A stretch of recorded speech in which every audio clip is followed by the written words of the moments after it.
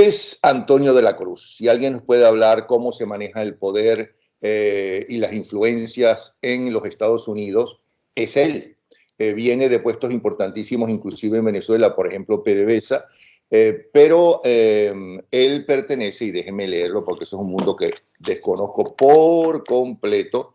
Él es asociado senior del Programa de las Américas, que es parte del equipo de investigación.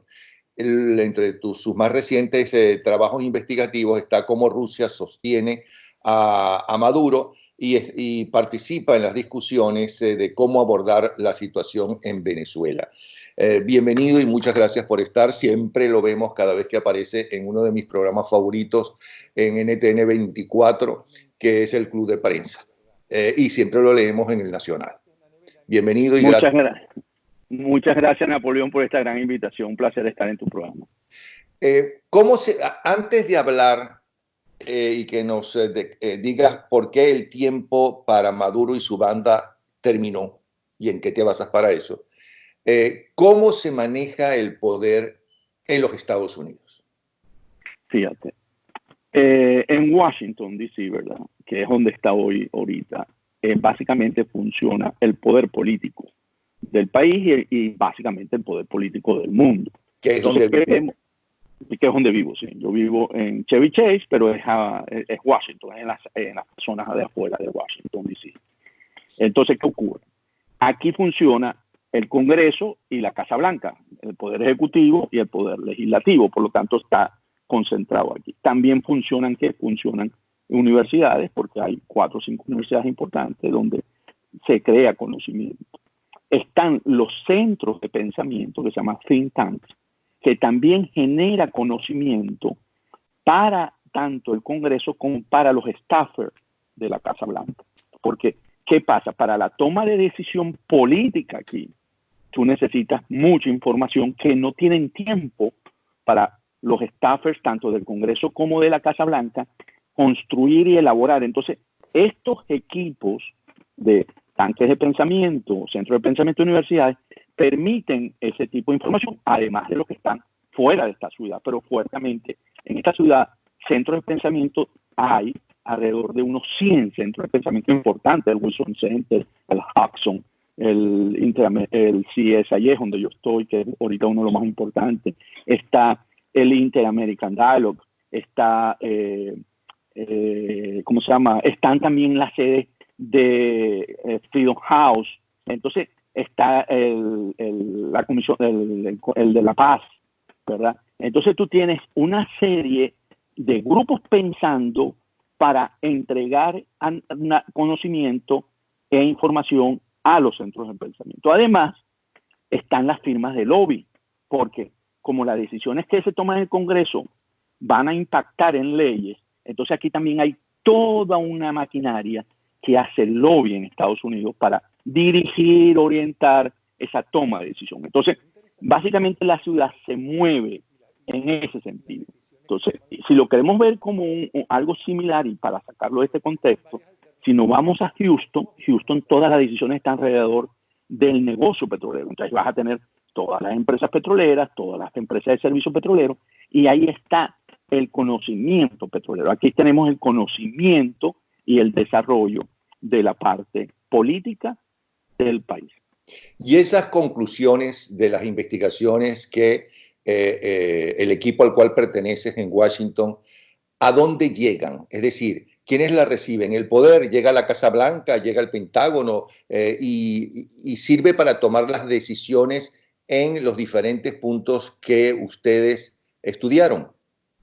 Sí, fíjate. ¿Eso qué permite? Como hoy el mundo se mueve por narrativas.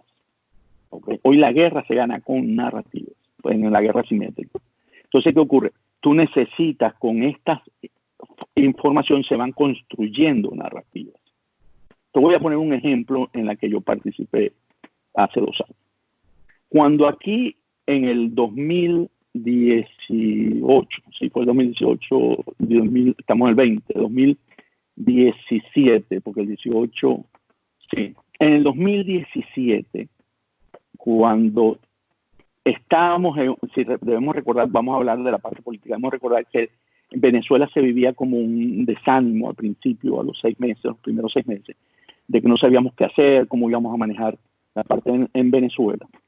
En esta subida empieza a construirse y a verse que Maduro era ilegítimo a partir del 2019, ¿verdad? Que fue cuando se juramentó Guaidó, sí, fue en 2018.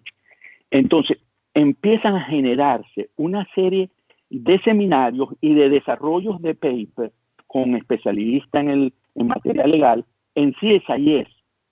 Eso se empezó a desarrollar por allá como en agosto.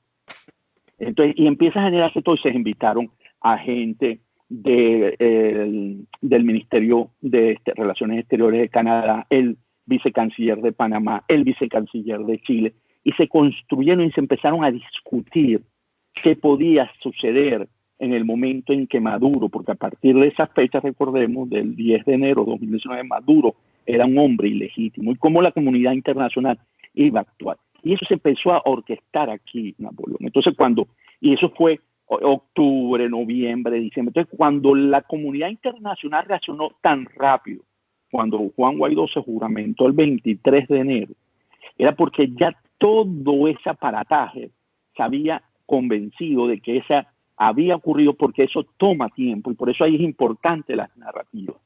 Entonces, se construyó la narrativa, y los equipos, y aquí en la Casa Blanca, el Departamento de Estado, también participan de estas discusiones, ¿verdad? Aquí hubo un tema, por ejemplo, el año pasado, que lo utilizó Diosdado para decir que estábamos en un complot contra el régimen, de discutir la salida de una invasión en Venezuela. Aquí se discutió eso abiertamente con gente del Pentágono, del Departamento de Estado, de los otros think tanks que participaron, y eso ocurre aquí, porque son discusiones donde se genera conocimiento, opinión, y eso se comparte. ¿Para dónde va eso? Eso va para los consultan, los staffers del Congreso, los asistentes de los congresistas, porque ellos necesitan, los staffers del Departamento de Estado, los staffers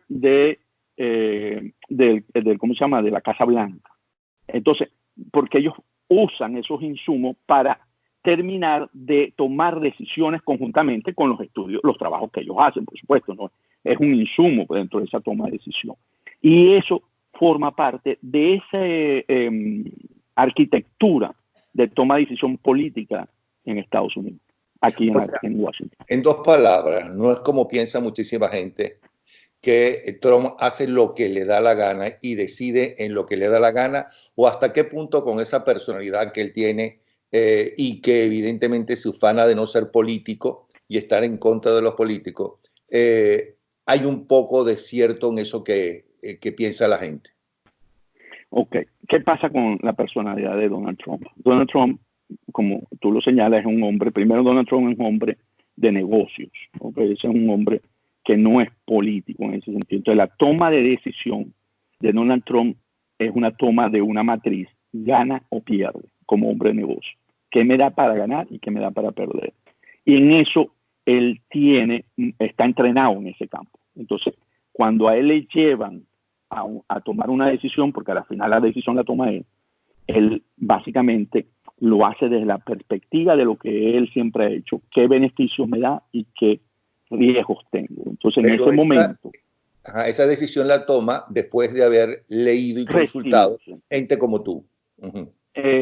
Información, no como yo por información que llega, pero que yo estoy colaborando, es cierto. Sí. Información que él recibe y que le presentan los equipos. Entonces él por supuesto, le llevan el último las decisiones, y él le dice, por ejemplo, te voy a dar información. Cuando él toma la decisión de mandarle a la bomba o a Salman, ¿verdad? A él le llega el Pentágono con 5 opciones. Y él escogió esa. Entonces, bueno, pero a él le presentan 5 opciones en ese momento. Y le dan los pros y los cons. Y él dijo, esta es la que vamos a ejecutar. Y ahí entonces se abre todo a operar abajo. Después que él toma decisión, empiezan a operar abajo los que tienen que operarla, y ocurre el hecho que él pidió. O sea que las decisiones también tienen que ver mucho con la personalidad y la tendencia del presidente de turno. No es lo mismo Barack Obama o Richard Nixon que Trump, por ejemplo. Correcto, no, no es lo mismo, igual que ¿cómo se llama? Donald Reagan, no es lo mismo, o sea, porque ahí viene el elemento, las decisiones están hechas por hombres, por humanos, entonces, y es un elemento que hoy tiene la determinación, porque al final es el responsable de la decisión que está tomando como presidente de la República. Ahora, como tampoco es la visión que tienen de Venezuela, por lo que uno escucha y ve, de los demócratas, de la dirigencia demócrata, de la dirigencia republicana, o en el fondo es muy parecida. No, porque aquí sí ya empiezan los principios que guían a cada uno. Por ejemplo, los republicanos creen en una democracia firmemente y van por la libertad. Ellos se sienten que la libertad es un elemento importante. En la parte de los demócratas va a influir mucho lo que es la parte de los derechos humanos. Creen en la democracia, pero le dan mucho más fuerza a la parte de derechos humanos y hoy en día al cambio climático. Entonces son las decisiones, la matriz de decisión ahí es cómo vamos a manejar la parte de los derechos humanos, mientras que si fuera un republicano en términos de la libertad y la democracia son fundamentales en la toma de decisión. No lo que tú piensas, sino las conclusiones que has sacado del manejo, por ejemplo, de Barack Obama frente a Cuba y el acercamiento a Cuba. Y lo pregunto porque yo lo leo mucho en los artículos y demás, que todavía se discute eso, y las decisiones que toma Trump frente a Cuba o frente a Venezuela, comparadas, por ejemplo, no solamente de ellos dos, sino comparadas con la decisión de Trump frente a la narcodictadura venezolana, que es mucho más dura que contra el dictador de Corea del Norte. Ok. ¿Qué pasó con Barack Obama? Barack Obama responde, como te decía anteriormente, a un proyecto más amplio de derechos humanos, ¿verdad? Entonces, él, ante la situación con Cuba, ¿qué ocurría? No terminaba de resolverse eso. Y él consideró que él podía generar un cambio dentro de Cuba, abriéndole una oportunidad de ir creando condiciones para que Cuba fuera democratizándose, entre comillas, o fuera generando un poco lo que pasó con la caída del muro del Berlín, ¿verdad? O en Rusia, y que eso generara internamente un movimiento que la democracia lograse.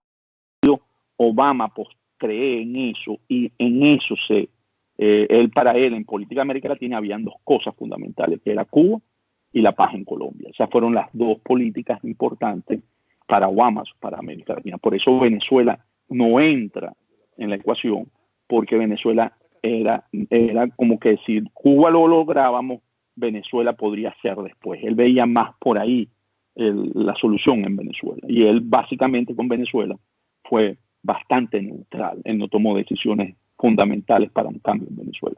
En el caso de Trump, Donald Trump ve que Venezuela más bien es el problema de todo lo que está ocurriendo en América Latina, en términos de lo que ocurre en Nicaragua, con los movimientos, ¿verdad? del tráfico de drogas, y toda esa parte. Entonces él identifica y dice: Venezuela, al no tener una democracia y a no ser un país que ataque la parte de las drogas, del narcotráfico, es mi problema. Y él se enfrenta. Entonces dice: nosotros tenemos que resolver la democracia en Venezuela. Y ahí lo enfoca. Cuando lo vemos con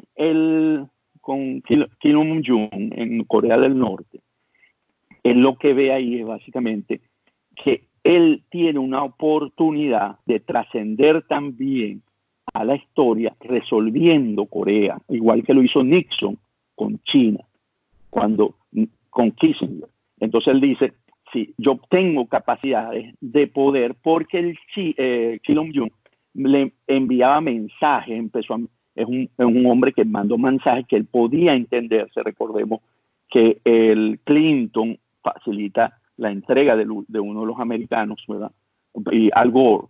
Entonces empieza él a mandar unos mensajes y Donald Trump cree que él puede lograr que las armas nucleares, que ha desarrollado, poder tener un programa en la que lo contenga a Kim Jong-un. Entonces, él básicamente, él considera que él pudiese ejercer ese rol. Y entonces es distinto porque aquí no es un problema de democracia, porque primero está fuera del continente americano y segundo, él lo ve más como una amenaza nuclear y que él podría trascender en términos de poder lograr resolver la situación con Corea del Norte.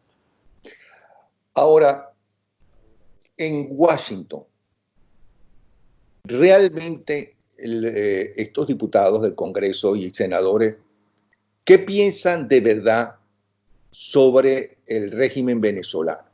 Tanto demócratas como republicanos en su mayoría.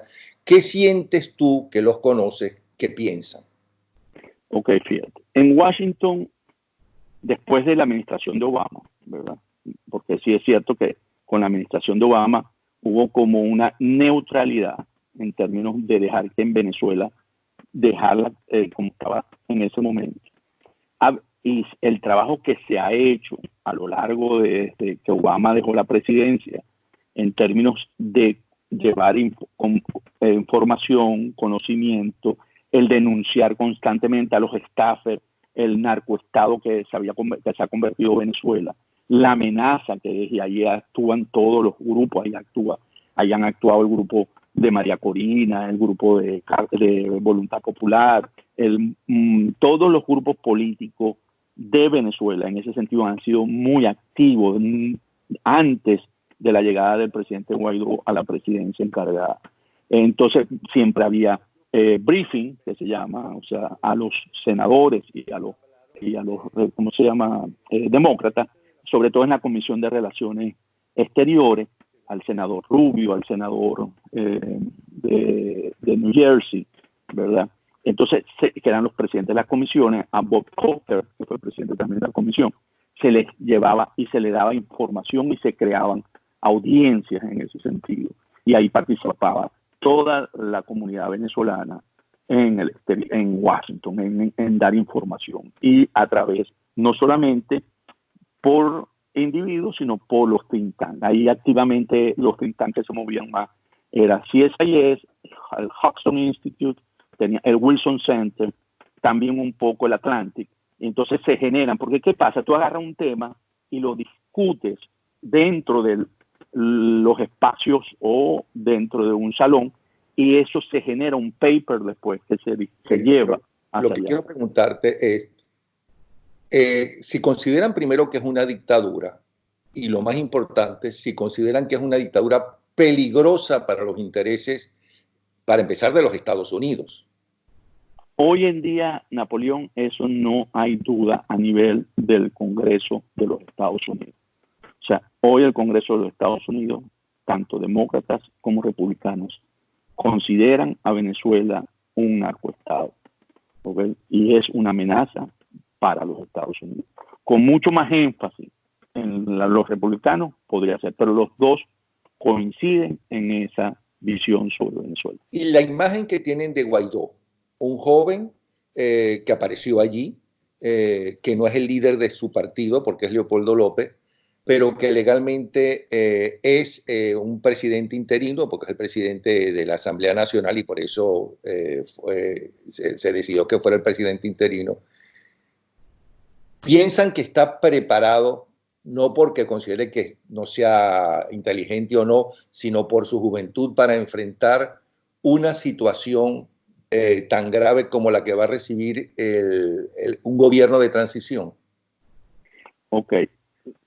En Estados Unidos, las consideraciones individuales no pesan en el momento de la toma de decisión cuando él está ocupando el puesto. ¿Qué pasa con Juan Guaidó? Juan Guaidó se comprometió o está comprometido con lograr la democracia en Venezuela. Y eso para los Estados Unidos es muy importante. ¿Por qué? Porque él no está involucrado, porque en Venezuela tenemos actores que están involucrados. En el caso de Juan Guaidó, está comprometido. ¿Qué pasa cuando está comprometido? Que él está dispuesto a morir por la causa. Entonces, porque el involucrado no muere por la causa, el involucrado sale. No es lo mismo cuando uno se compromete y cuando uno está involucrado. ¿Qué ocurre con Juan Guaidó? Por eso que Estados Unidos y sobre todo el presidente Trump considera y hace todos los esfuerzos para que se logre en este momento instaurar la democracia nuevamente en Venezuela. Las capacidades que tienen o no tienen para dirigir la transición, eso no lo toma en cuenta en este momento, porque Estados Unidos aquí tiene ahorita todos los programas hechos para la transición en Venezuela. Están todos, desde el punto de vista de poder ofrecerlo, y lo que habría es que operacionalizarlos. ¿En qué sentido? Aquí hay un grupo en el Banco Interamericano de Desarrollo, ¿verdad?, que reconoció a Juan Guaidó como presidente interino y por lo tanto tiene un director y tiene un equipo en la que han desarrollado en el 2019 todos los programas para la infraestructura, para la reconstrucción de Venezuela, para los sectores, no solamente el Plan País, ¿okay? No estoy hablando del Plan País, porque el Plan País es una cosa, es los programas y los financiamientos para él. Y eso se le otorgó por parte de las multilaterales, estoy hablando del Banco Mundial y estoy hablando del Fondo Monetario Internacional, a el Banco Interamericano de Desarrollo. Entonces, eso está ahí esperando nada más que cambie la situación política en Venezuela. Están básicamente visualizados los fondos que se requieren, de dónde van a salir, cómo van a salir. Entonces, cuando tú ves una figura como Juan Guaidó, vamos a suponer, en un momento de transición, los equipos que lo van a acompañar tienen las capacidades para ejecutar. Aquí lo importante sería la capacidad política de Juan Guaidó de manejar la situación en Venezuela políticamente, no desde el punto de vista de ejecución para una recuperación del país. Otra cosa que se habla mucho y que habla mucha gente y tiene esperanza, es que haya una invasión norteamericana y que acabe de eso con todo. No lo que tú piensas, porque tú tienes un doble valor para nosotros. Primero lo que estás pensando y tu investigación, y luego el conocimiento que tienen de lo que piensa en líneas generales la gente que trabaja en Washington sobre este tipo de cosas. Por lo tanto, es un doble valor. Por eso que te pregunto, no lo que tú piensas, y a lo mejor puedes estar a favor o en contra de la posición general. Sí, de acuerdo. Eso, ¿no? De acuerdo. Y supongo que más de una vez habrá sucedido eso. Hay una idea de que Estados Unidos puede y quiere invadir, ¿no?, con un ejército a Venezuela. Y otro grupo dice, eso es imposible, eso ya en el mundo no puede ser, o por lo menos en América Latina. Incluso muchos de los invitados al programa donde a ti te invitan, que es el Club de Prensa, ¿no?, dicen que eso no se va a dar, que ya no es el momento, que ya los Estados Unidos no pueden invadir, que no tienen ese poder ya, que el mundo cambió. ¿Qué se dice en Washington sobre una posible invasión? Invasión primero de un ejército y luego hablamos de otro tipo de invasión o intervención que es con grupos de venezolanos, con grupos de gente que se le paga para ese tipo de acciones, ¿no? Fíjate, una invasión aquí en Washington, una invasión como la de Normandía no está planteado. Como la de Panamá, por ejemplo. Ok, pero en Panamá habían bases internas para los Estados Unidos. Entonces ellos podían actuar porque tenían bases militares. Entonces fue mucho más sencillo. Entonces ese tipo de invasión no está planteado hoy en día del Pentágono. Además, ellos sostienen, y esto es una doctrina de Colin Powell, if you break it, you own it. Okay. Si tú rompes el poder constituido, y eso lo aprendió por las guerras en Irak, en Afganistán, ¿verdad?, y en Libia, tú tienes que apropiarte de él, tienes que resolverlo. O sea, entonces, ¿qué pasa? Cuando tú aplicas esa doctrina, if you break it, you own it, ellos ven que ellos no salen, entran en Venezuela, hacen un golpe, o sea, o toman el poder, montan al hombre que tengan que montar, ellos van a tener que quedarse un tiempo para asegurar que no ocurra una situación que reverse el instaurar la democracia en Venezuela. Entonces, ellos ven que ese escenario puede ser de 4, 5, 6, 7 años y ellos no quieren estar metidos nuevamente en una situación de eso. Entonces, desde la perspectiva de invasión como tal, hoy en día aquí en Washington y en el Pentágono, ellos han tenido siempre, no quieren ejecutar esa acción de esa manera. ¿Okay? Y eso se discute y esos están ahí y lo vuelven a revisar. Ellos tienen, además, puedo decirte, tienen el escenario montado. Eso no es que no está, eso está montado el escenario. Pero si lo toman, saben las consecuencias que van a tener. O sea que sí existe esa posibilidad, aunque no es lo que ellos quisieran hacer, es lo que me quieres decir. Correcto, correcto. ¿Y cuál es la otra opción? Porque ya han tratado de convencer, todavía ayer o antes de ayer se habló de cómo conversar, y hubo conversaciones con Padrino López para lo que sucedió el 1 de abril en La Carlota. Hay que entender que Padrino López estaba a favor del narcorrégimen, pero escuchando a ver qué pensaban hacer y qué le ofrecían. Que hablaron con Michael Moreno, que es otro delincuente, que inclusive ha estado preso, ¿no? Previamente. ¿Cuál es la opción que ellos piensan? Porque el diálogo evidentemente ya se rompió, o todavía hay esperanza de un diálogo para la gente, para la creencia de la gente en Washington. Fíjate, la política que decidieron utilizar con Venezuela fue la vía, a no tener la opción militar, ¿verdad? Fue la vía diplomática. Entonces, la vía diplomática que le dijo, la de máxima presión, se llama, una política de máxima presión. Y por eso vimos toda la batería de sanciones. O sea, porque cada vez fueron apretando más la tuerca y la tuerca y la tuerca y la tuerca. La llevaron, ¿verdad?, hasta la sanción de, ¿verdad?, de PDVSA, que era como que la más fuerte cuando ellos sancionan a PDVSA en el año pasado. Y entonces, porque para quitarle básicamente el flujo de dinero que le permitía a Maduro sostener los aparatos, ¿verdad?, de la corrupción y los aparatos que le permiten a él sostenerse en el poder. Entonces llegaron hasta ese nivel. Entonces, una vez que alcanzaron todo eso, entonces empezaron a explorar otras opciones, porque generalmente estos regímenes narcodictadura no tienen la lealtad total de todos los elementos, y ahí cuando tú introduces que si hubo una intención de poder llegar a una solución con factores alrededor de Maduro, como fue Michael Moreno y como fue Padrino López. Entonces, en ese sentido, buscaron también que el entorno dar una transición, porque eso sí tiene la administración de Trump. Ellos están comprometidos con una democratización en Venezuela y están haciendo todos los esfuerzos por parte de ellos para alcanzarla. O sea, de aquí no hay duda. De hecho, ellos han ido cada vez avanzando, ¿verdad? Llegaron a sancionar a Rosneft hace poco recientemente, como para seguir mostrando que no hay posibilidades. Los que están leyendo mal, para mí, a Estados Unidos y sus decisiones, es el régimen de Maduro. El régimen de Maduro no lo lee bien, porque ellos lo que le han dado es una capacidad de ver cómo ellos logran la transición sin ser afectados tan fuertemente, hasta que llegó lo que pasó hace 2 días. ¿Okay? Porque ahí sí cambió el juego. ¿Okay?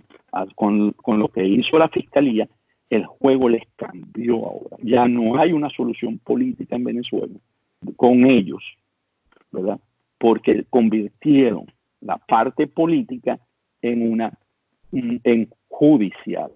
Entonces, que eso no tiene nada que ver con Trump. O sea, la justicia es que había una investigación independiente de los intereses de Donald Trump o del Pentágono o de la Casa Blanca.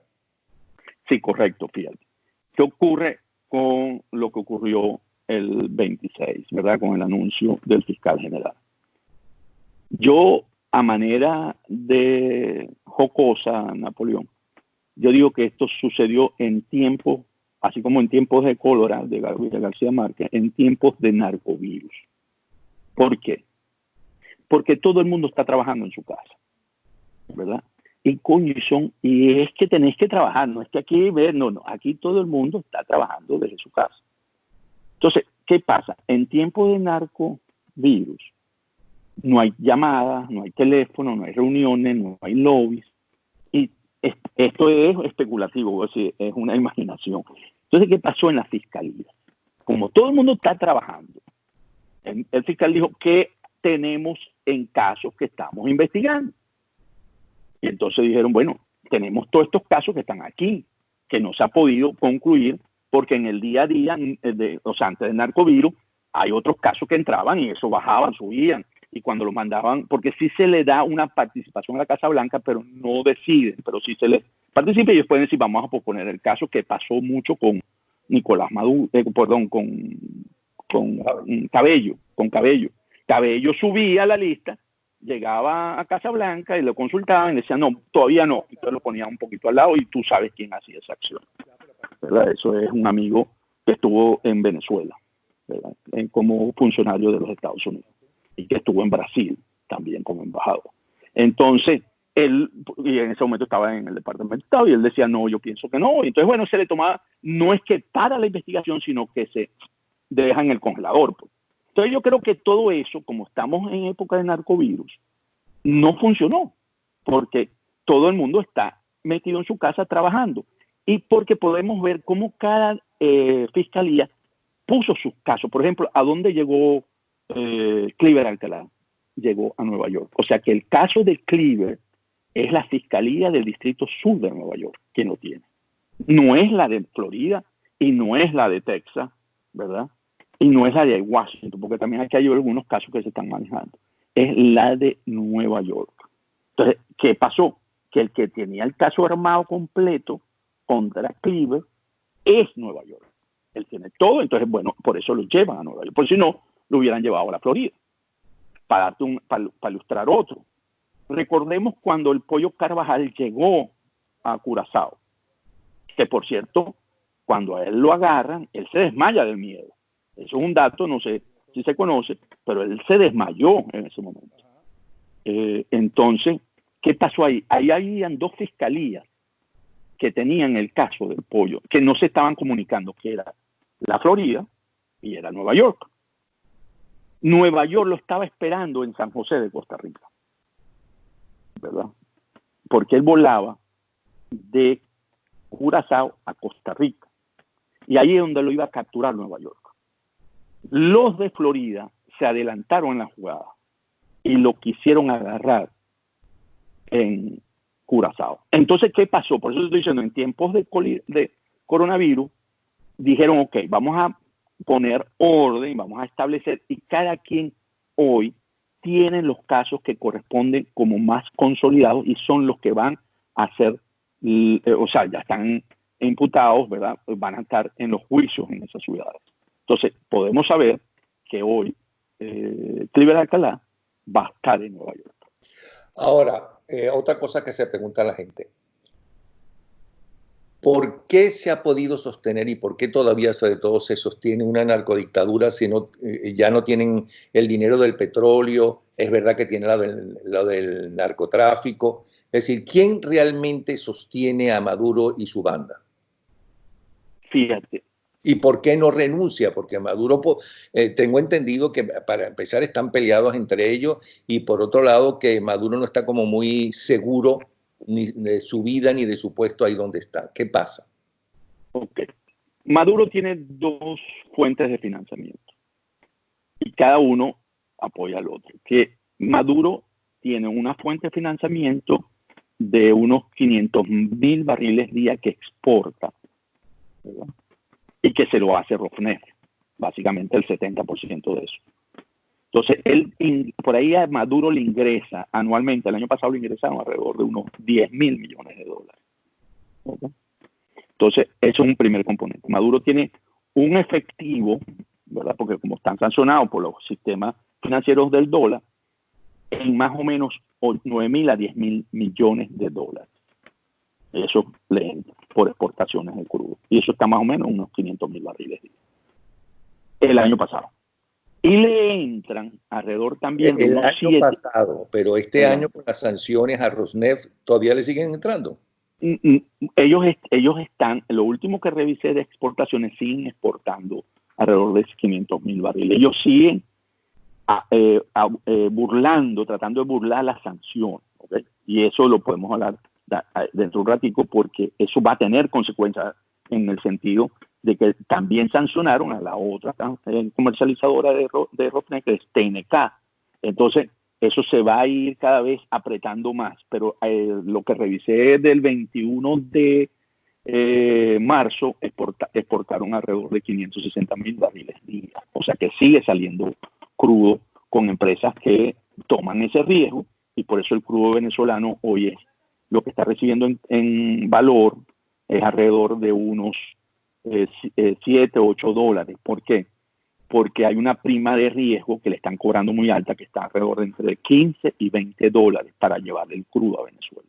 Entonces ahí básicamente del precio que está cotizado el Merey 16, que puede estar, si la semana pasada estaba en 26, le están cobrando, pongámosle 15, 16, le está quedando apenas 7, 8 dólares por cada barril. Sin embargo, es lo que puede tener. Y el otro componente que tiene, Napoleón, es las actividades ilícitas. En actividades ilícitas se estima que le está recibiendo alrededor de unos 7.000, 6.000, 7.000 millones de dólares. Entonces, ¿con qué está manejando Maduro? Y ahí en actividades ilícitas estamos metidos ¿cómo se llama? Oro, coltán, droga, ¿verdad? Entonces tenemos que más o menos anual, él se está manejando con respecto al año pasado unos 16.000 millones, 17.000 millones. Con eso es que logra subsistir. Por eso que no hay dinero para el resto, porque eso es básicamente para mantener el aparato que lo sostiene a él, ¿verdad? Y un poquito, pero no hay dinero para poder desarrollar programas de salud, de infraestructura, de comunicaciones, no hay. Por eso, porque no, Venezuela se maneja con un presupuesto, o sea, unos ingresos para la actividad normal en unos 100.000 a 120.000 millones de dólares. Era más o menos, estaba en el orden para manejar, porque recordemos que al ser un país que importa todo para poder mover el aparato productivo, ¿verdad? Entonces, y las industrias, en importaciones para poder mover el aparato productivo en Venezuela se requieren no menos de 35.000 millones de dólares. Y eso no los hay. Entonces, por eso queremos que la industria está en el suelo y no tenemos cómo activarla, porque no hay dinero para poder activar y no hay para los programas. Entonces, lo que le queda es manejar un déficit para poder generar y poder pagar, y por eso vemos la alta inflación en Venezuela.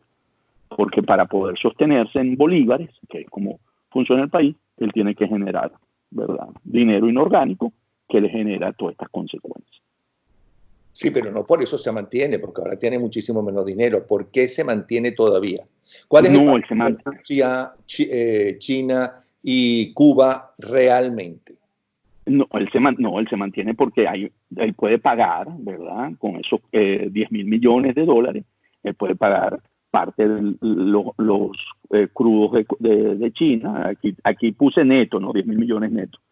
Él puede pagar, le paga a China, le paga a Rosneft, ¿verdad? Le manda los barriles a Cuba, él le sigue mandando los barriles a Cuba.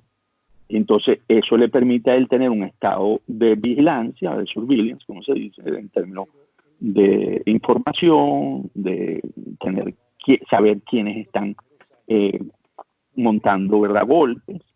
Entonces, él tiene la información y él puede controlar, él puede darle dinero a los colectivos con estos 10.000 millones, puede pagar eso también, que mantiene a los sectores populares en Caracas contenidos.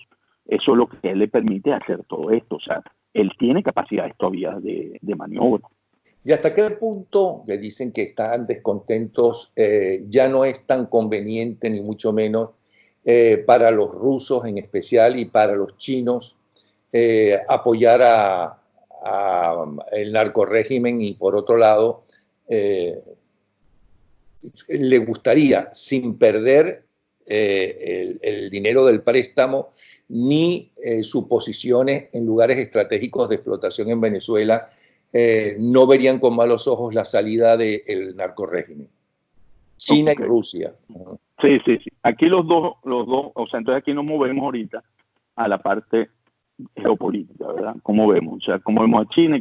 En el caso de China, China tiene un interés en Venezuela meramente, básicamente comercial. O sea, me paga mis deudas, ¿verdad? Y no hay un involucramiento como tal en términos de generar una fuerza para confrontar a Estados Unidos. Entonces, en China podemos ver que hay una relación más comercial, más pesada por lo comercial que por lo geopolítico, ¿ok? En ese sentido. En el caso de Rusia sí hay una jugada geopolítica.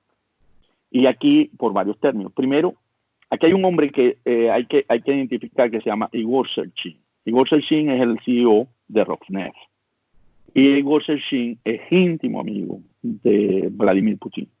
Él se lo trajo de San Petersburgo cuando fue alcalde. Y ellos han construido toda una alianza y han subido. Y es su hombre, más o menos, para la parte de Venezuela. Entonces, Igor Serchin apostó a Venezuela cuando Chávez estaba vivo. Y él hizo inversiones en Venezuela, en el sector petrolero. Y Campos, ¿verdad? Se asoció a las asociaciones, ¿verdad? En el sector petrolero. Y él en ese sentido ha hecho una apuesta muy fuerte en Venezuela. Entonces, eso por la parte del sector petrolero y porque Rusia no termina de quitarle el espaldarazo ¿cómo se llama? A Maduro.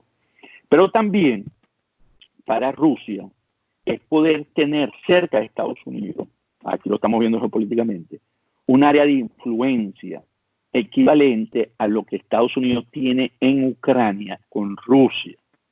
Entonces, porque aquí ya entonces las potencias empiezan a ver, aunque Rusia en potencia no es como tal, no es como China, es realmente un país que tiene influencia más por su parte de armamento y de sentido, porque como economía es muy pequeña, está a nivel de economía de España y de Italia, pero él en ese momento empieza a hacer como un esfuerzo de tener equivalencia a lo que Estados Unidos tiene en Ucrania, porque para Rusia, Ucrania sería lo que es Venezuela para Estados Unidos.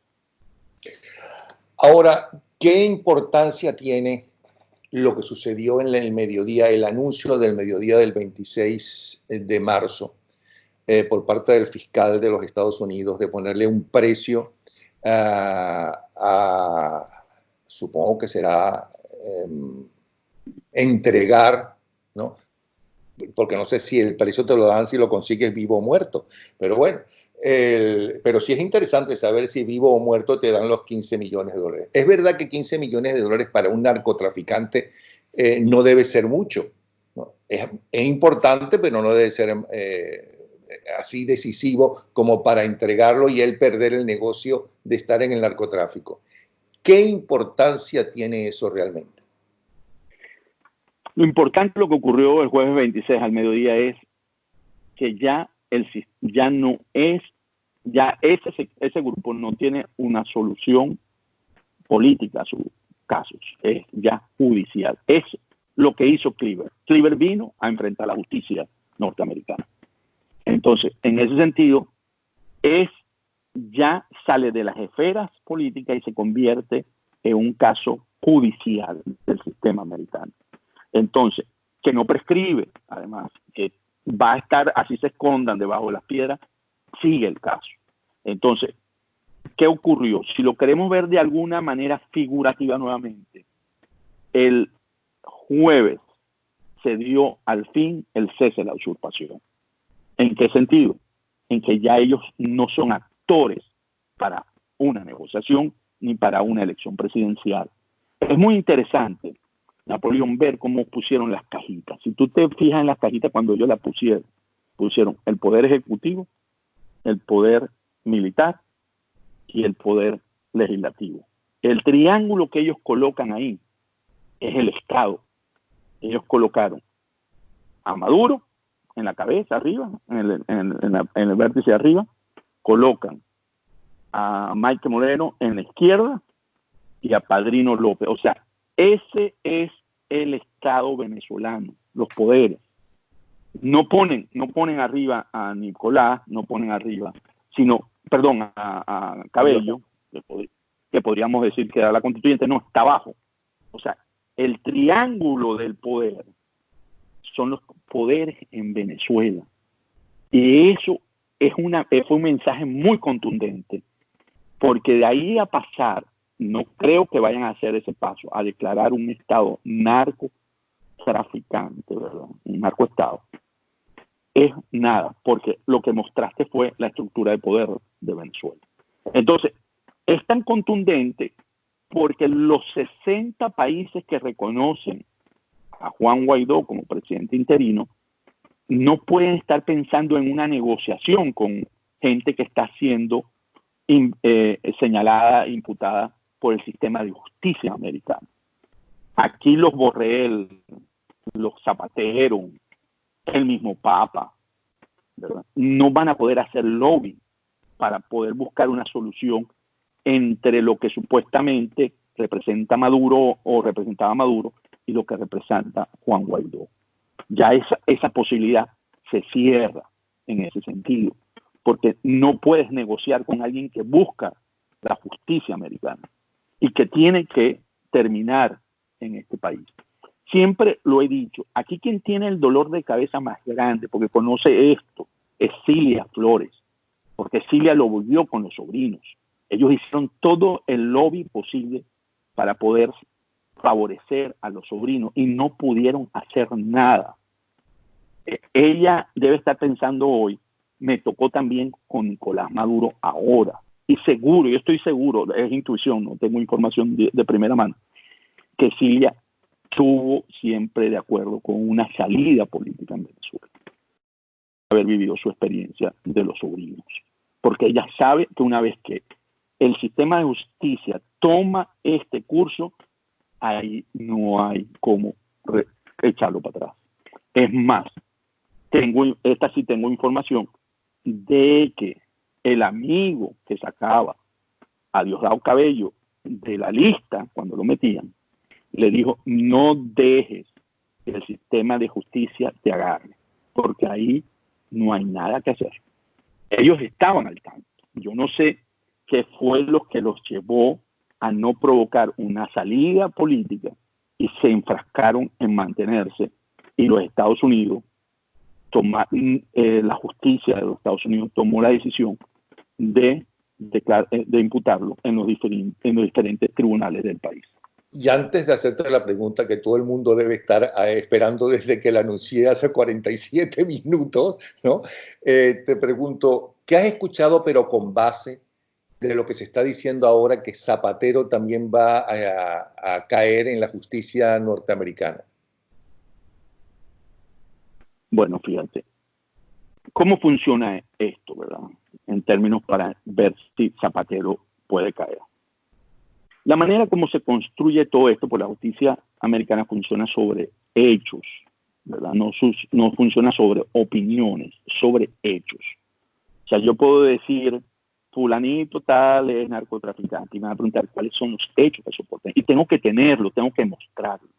Por eso cuando a mí me dicen que Cleaver, que tal, que el pollo, no, los casos están fundamentados y están súper documentados. Ellos en eso son súper cuidadosos, por eso tarda tanto tiempo, porque tienen que tener reconfirmado por muchos actores y hechos, filmaciones, grabaciones, tal, que es así. Entonces, ¿qué pasaría con Zapatero si ese fuese el caso? Zapatero ha recibido dinero del régimen de Maduro, ¿verdad? Entonces, si Zapatero, hay pruebas y hay personas que dicen que ese dinero es procedente del lavado de dinero, entonces Zapatero podría ser imputado, pero tienen que haber los hechos. Y sí puede ser, porque él recibe dinero del régimen de Maduro. Pero aparentemente también la gente de Podemos ha recibido el dinero del régimen de Maduro. Sí, pero tienen que, vuelvo a decir, tienen que construir. Que están en el poder en España ahora. Sí, pero tendrían que tener, por ejemplo, a alguien que dijo, yo le di el dinero y ese dinero venía de esta cuenta, que esta cuenta pagó fulanito, y entonces tienen que hacer todo. Entonces, vamos a ver un último caso que acaba de ocurrir en Nueva York, y eso lo cubrió muy bien Mike Borchetti, que fue el iraní que construyeron las casas en Ciudad Ojeda, ¿verdad? En Ducolsa. ¿Qué pasó en ese momento? El régimen iraní estaba sancionado, ¿verdad?, por los Estados Unidos. Y eso estamos hablando de la época no de Trump, estamos hablando de la época de Obama. No podía usar el sistema financiero americano. Entonces, el iraní, en su defensa, ha usado de que él no sabía y que sí usó siempre, pero se le probó de que ese dinero pasó por el sistema financiero norteamericano. Y al pasar por el sistema financiero norteamericano, y eso básicamente, por eso que se juzga en Nueva York, porque ahí donde tiene la sede, ¿verdad?, él básicamente violó las sanciones. ¿Y quiénes y cómo lo mostraron? Mira, ahí hay una persona que a mí me llamó la atención, que no fue más destacado en Venezuela. Uno de los testigos que tuvo ese iraní fue Parada, que fue el gerente Parada. ¿Te acuerdas de Parada, que fue gerente de operaciones de Occidente? Bueno, él fue uno de los testigos. Y entonces, cuando te doy este elemento es porque ellos arman el caso con la gente que te dio el dinero y cómo fue y dónde fue, y está todo construido. Entonces, sí, Zapatero y Podemos, hay gente y datos hechos concretos que muestran que el dinero vino de una cuenta de lavado de dinero, van a ser, no tengamos la menor duda, que podrán ser imputados. Porque en eso la justicia norteamericana es concluyente. Bueno, entonces hay que hallar también, entre otros, Evo Morales, con mayor razón, y los de Nicaragua. Y los seguro cubanos. Que si se arman los casos, Napoleón, van a caer. Lo que vuelvo a decir, pero tienen que construir, tienen que tener todos los elementos. ¿Qué pasa? Bueno, ahorita vamos a imaginar, vamos a pensar en Cleaver. Cleaver está ahorita en Nueva York, ¿verdad? En White Plains. Entonces él va a decir, yo quiero negociar, yo quiero salir, porque él lo que va es a negociar. Entonces él dice, yo tengo información de dinero que se le dio a Evo Morales. Ok, muestre los elementos y los hechos. Entonces ya tienen uno para empezar a armar el caso de Evo. Y por eso él va a tener a lo mejor un beneficio. Agarran a otro, ¿verdad? Yo creo que el caso de Cleaver es un caso que muchos narcotraficantes, ¿verdad?, estoy hablando centroamericanos, colombianos, tuvieron que haber dicho que algo tuvieron que tener con Cleaver. Porque Cleaver, si bien es cierto, la gente dice, él ha hablado con la DEA norteamericana, sí, él ha hablado, pero a lo mejor ese caso, porque este es Nueva York, a lo mejor él habló con DEA de Florida, o DEA de Texas, o DEA de Estados Unidos, no la de Nueva York, y la que armó el caso fue Nueva York. Entonces, la que tiene los elementos de prueba. Entonces, ¿qué ocurre? Cleaver debe sentirse que si yo hablé con ellos y les dije, y ellos realmente estaban de acuerdo con mi manera de proceder, pero la de Nueva York es independiente, aquí se mueven muy independientemente, tiene el caso contra él. Entonces, porque a mí me han llamado ayer que eso fue la oposición. No, eso no tiene nada que ver con la oposición no tiene ninguna influencia en el sistema judicial americano, nada que ver. Eso es un caso que él tiene, que no debe recordar, y aquí te lo voy a conectar con el Tuerto Andrade. ¿Dónde cae el Tuerto Andrade? Porque el Tuerto Andrade tenía un arreglo con una agencia en Estados Unidos, y él se sentía súper seguro. Pero resulta que en Estados Unidos, cuando tú haces el arreglo, tú tienes que contar todo lo que tú hiciste mal. Todo. Y por eso no te van a enjuiciar. Pero, hermano, que no aparezca algo que no contaste, que sea enjuiciado. Entonces, cuando a él, el que le dio los 1.200 millones, lo dijo y mostró las pruebas, él no echó ese cuento. Él no dijo, yo recibí 1.200 millones de esta transferencia. Entonces le dijeron, papito, aquí no podemos ayudarte. Y por eso a él lo enjuician, por ese caso. Entonces, un hombre que tenía un acuerdo con una agencia, él, bien es cierto, estaba protegido, y a él siempre se decía, ¿por qué al puerto no le quitan las propiedades? Y había todo ese... Bueno, porque él tenía ese acuerdo, y hasta ahora no habían construido el caso. Pero una vez que se construye el caso con elementos y hechos de que él recibió los 1.200 millones y estaba con prueba, a él lo juzgan, es por eso, no por los otros no. Ya entiendo. Pero, ahora, ya antes de la pregunta famosa, esto parece el cuento de las 1.000 y una noches, que posponen el final. Mira, ¿qué crees tú que le conviene, por un lado, a Maduro y por otro lado, a Diosdado? Para citar dos de ellos. No, pongamos también a Padrino López. ¿Qué crees tú que le conviene para aminorar su pena y quedarse con parte de lo robado? Ok. He estado pensando mucho en eso, déjame decirte, porque para poder darle una viabilidad al país, ¿no? Mira, yo si fuera ellos, en este momento lo que yo haría una solución política en Venezuela con ¿cómo se llama? Con Guaidó. Diría, vamos a resolver el problema político, vamos a unas elecciones presidenciales, que es lo que pide los Estados Unidos, básicamente. Básicamente Estados Unidos lo que pide es, vamos a una elección presidencial y el que gane, ganó, pero con todas las formas de una elección validera. ¿Okay? Por eso ellos dicen la elección presidencial. Yo iría a eso, yo no me enredaría en que vengan a buscar, no, hermano, que yo no me metería en eso. Pero ahora con la acción del 26 se puede hacer eso, o sea, se pueden salvar. Voy. Yo lo haría, porque la solución quedó interna, la solución no está externa. Ya la solución no es externa, porque no le van a quitar las causas. Entonces yo hago un acuerdo político. Estoy pensando en Pablo Escobar, que le decía a los presidentes de Colombia, yo no tengo problema, pero no me extraditen. ¿Okay? Que él siempre le dio mucho miedo la extradición. Entonces, yo creo que la solución que le queda a ese grupo es básicamente lograr un acuerdo político interno, es decir, vamos a unas elecciones, no pueden ser ninguno de ellos, por supuesto, va a haber una renovación en ese sentido del chavismo, podrá ser las figuras nuevas de ellos, ¿verdad? Héctor Rodríguez, Elías, no sé, cualquiera de ellos, estarán los de Guaidó o los que estén en este lado, y lograr un acuerdo de no extraditable, o para tener una salida y poder irse después a vivir a Rusia, a Turquía, donde no lo puedan extraditar. Porque con la justicia americana no desaparece el caso. ¿No? ¿Okay? Entonces, ellos a la final ya no tienen una salida política a sus casos, sino una salida judicial.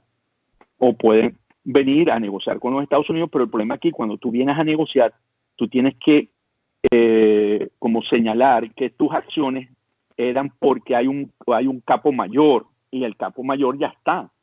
O sea, el mayor está muerto, entonces ese no cuenta, ¿verdad? Que es Hugo Chávez. Y después Maduro, ella está dentro del juego. Entonces, ¿a quién voy yo a entregar como elemento para poder buscar beneficio? Diosdado y Padrino pueden entregar Diosdado a Maduro y Padrino a Maduro o a Diosdado. Sí, pero ya el caso está construido. ¿Qué más elementos más me vas a dar? Ya cuando ellos lo señalaron, ¿verdad? Ya ellos tienen los elementos de prueba para llevarlo a juicio. Entonces tú dices, ok, viene Padrino. Dice, bueno, yo quiero contribuir para dar más elementos. Ok, ¿qué elementos me vas a aportar? Bueno, te aporto. Ok, yo te doy un beneficio por eso, me da uno más, tal. Pero no es tan alto como si hubiera dicho, vamos a suponer, estuviera vivo, Hugo Chávez. Dice, yo tengo todos los elementos. Entonces, Hugo Chávez sí es una pieza importante. O como tú lo señalaste, Díaz-Canel. Él podría a Díaz-Canel. O él podría a Evo Morales. O él podría a ¿cómo se llama? A Ortega. A Ortega. Entonces, ahí sí, porque entonces empiezan a construir el caso a cada uno de ellos. Pero con Maduro, ya Maduro tiene el caso construido. Sí. Bueno, entonces la pregunta del millón. ¿Por qué has escrito un artículo que se llama El tiempo terminó en presente, no terminaría, sino terminó para Maduro y su cartel. Básicamente, Napoleón, porque una vez que se activó el sistema judicial norteamericano, a ellos lo que les toca es correr, esconderse bajo las piedras, y si se atrincheran en Venezuela, en algún momento podían ser buscados. Ellos realmente la solución política la cerraron para ellos. O sea, podrá durar, pero el tiempo va en contra de ellos. Cada día que pasa es un día menos que tiene en términos de poder ser capturado. Porque a la final, por eso le pusieron un precio a las cabezas, porque a la final el sistema judicial va a ir contra ellos. ¿Okay? Y todos, ¿verdad? Cuando ocurre esta fase, se puede leer y se puede observar cuando le pasó a Manuel Antonio Noriega, creen que son intocables. No, lo que lo venden primero son sus círculos cercanos. A la final, ellos van a estar viviendo en una situación de muy poca salud mental, porque están desconfiando hasta de sus sombras. Hablando de sombras, ¿es cierto que hay conversaciones con Cuba, entre Estados Unidos y Cuba? No, una administración Trump no es factible. Porque Trump, el otro que tiene en la mira es a Cuba. Bueno, de verdad, Antonio de la Cruz, apasionante, interesantísimo el programa que nos diste y todo lo que tú conoces de muy buena fuente porque ahí estás metido, ¿no? En Washington. De verdad, entonces, ¿tienes esperanza con que los venezolanos podamos salir de esta banda de narcotraficantes o no la tienes muy segura? No, sí la tengo y creo que nos acercamos más. Va a tomar un tiempo, pero estamos más cerca del final que hace 2 meses. Va a tomar un tiempo, ¿cuánto tiempo es? Porque un tiempo puede ser muchos años, como puede ser muchos meses, muchos días o muchas horas. Bueno, va a tomar el tiempo necesario, el tiempo justo, porque aquí va a depender mucho de cómo la justicia de los Estados Unidos actúa para capturar y cómo responde Maduro y sus secuaces en este momento. Si se les ocurre, por ejemplo, a mí me llegó hoy una información que estaban discutiendo poner preso a Guaidó o eliminarlo, ¿verdad? Eso acelera cosas, escenarios aquí. Y ya no es el judicial, ya es el político el que va a actuar. Actuar político-militar. Entonces, si ellos toman decisiones, pueden precipitar algunos escenarios que hasta ahora no han querido tomar. Por eso digo, yo si fuera ellos y quiero tener vida y quiero disfrutar, yo llegaría a una solución política en este momento interna, no es externa, interna. Hagamos elecciones, hagamos todo, no seamos extraditables, cada quien va buscando su salida, me voy yo para Rusia, que no es extraditable, me voy como Snowden, me voy yo para Turquía, yo me voy para Cuba, y es como yo le veo que ellos pueden tener un futuro como más tranquilo para poderlo vivir. Del resto va a ser angustioso, van a ser perseguidos, van a vivir muy angustiados. Bueno, pero sin comparar ni remotamente para que no me caigan encima y además porque lo creo así a Pinochet con estos narcodelincuentes, hubo un acuerdo con Pinochet, hubo una decisión del pueblo a través de votación política y Pinochet perdió allí, ¿no? Que tenía una enorme popularidad y todavía hay gente que la quiere porque además económicamente, excepto en primero o segundo año, fue un éxito lo que hizo Pinochet. Y mira, un abogado, por cierto, Garzón, español, decidió, sí, a quien yo le llevaba pruebas contra Chávez Frías y nunca me quiso recibir, nunca, y tenía las pruebas. Claro, yo no pensaba que él estaba tan involucrado en la defensa de la revolución. Pues en fin, llegó y metió preso en Londres, metió preso a Pinochet. Porque con ellos no van a pensar que van a hacer lo mismo, que pueden llegar a un acuerdo con Guaidó, pero que cualquier abogado importante en cualquier país del mundo puede pedir lógicamente, porque además están en la Corte Penal Internacional denunciados. Sí, Napoleón. Por eso yo digo, yo me iría a Rusia, yo llegaré a un acuerdo para ya hacer la transición, me iría a Rusia, que no hay acuerdo extraditable, Turquía, Cuba, porque no puedo quedar rodando por el mundo porque me puede aparecer un juez garzón, ¿verdad? Y agarrarme y darme y mandarme, o puede aparecerme, como tengo recompensa, unos cazas recompensa, me ponen una bolsa en la cabeza y me montan en un avión y me traen. Por eso tengo que ir a un lugar donde yo me sienta que no me van a extraditar. Entonces, el acuerdo político es para poder vivir esta transición que viene y que se tendría que dar, ir a la elección y después de ahí buscar mi salida a un país donde yo no pueda ser extraditado. Gracias, Antonio. Muchísimas gracias. Un abrazo y espero que no sea la única vez que podamos conversar. Te fastidiaré más veces, ¿ok? Seguro, un placer, Napoleón, para ti y tu señora. Antonio de la Cruz.